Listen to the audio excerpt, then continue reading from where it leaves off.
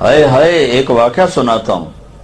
ایک آدمی آ کر نبی سے کہتا ہے یا رسول اللہ زنا کرنا چاہتا ہوں، مجھے اجازت دیتے. کوئی ہمارا شاگرد ہمارے سامنے یہ بات کر سکتا؟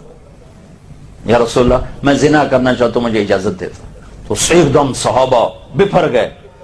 تو ہم نے کہا پچھڑ جاؤ، سب کرو. کہ بیٹا آگے آ جاؤ. تو چاہتا ہے تیری ماں سے کوئی زنا کرے؟ کہا جی نہیں. کہا تو اور کیسے چاہیں گے؟ تو چاہتا ہے تیری بہن سے کوئی زنا کرے؟ کہا جی نہیں. کہا تو اور کیسے چاہیں گے؟ سارے رشتے گنوائے، چاچی، خالہ، پھوپھی، بہن، ماں.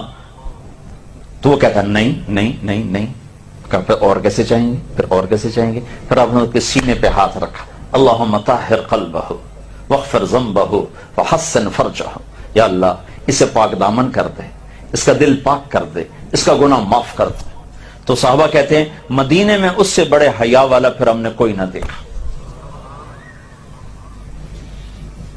ایک بازاری عورت، فاحشہ عورت، غیر مسلم فاحشہ بازاری عورت، وہ گزر رہی تھی، آپ کھانا کھا رہے تھے. کہنے لگی ایک ایسا نبی ہے جو کسی کو کھانے کی صلاح نہیں مارتا. آپ نے کہا آجا. اس کو بٹھا لیا. کہا کھا کا نہیں، وہ نہیں کھاؤں گی. وہ تو ٹانٹنگ کر رہی تھی، ذلیل کرنا چاہتی. کہا جو تیرے منہ میں ہے نا یہ نکال کے مجھے کھلا. وہ کبے نو لت پئی، اس سے دو گیا. وہ تو بے عزت کرنا چاہتی تھی. نبی کے منہ کا لعاب جس منہ میں جائے گا تو ایمان ساتھ نہیں جائے گا. وہ کہنے لگی جو تیرے منہ میں وہ نکال کے کھلا. آپ نے وہی کھلا. تو آپ نے وہی منہ سے نوالا نکالا، یوں اپنے ہاتھوں سے اس کے منہ میں ڈالنا تھا کہ ایمان بھی اندر چلا گیا اور مدینے کی سب سے حیا والی عورت بن گئی. میرا نبی کیسا معلم ہے. دنیا کا مشکل ترین کام ہے انسان کی تربیت. اس میں اگر توہین آ گئی تو اولاد بھی ہوگی تو باغی ہو جائے. شاگرد تو چھوٹا سا ادنا سا رشتہ ہوتا، اولاد بھی ہوگی تو باغی ہو جائے.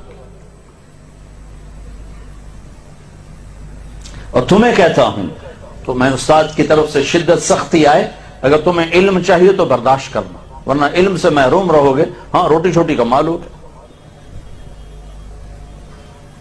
تو میرے عزیزو، میں اپنی بات ختم کر رہا تھا.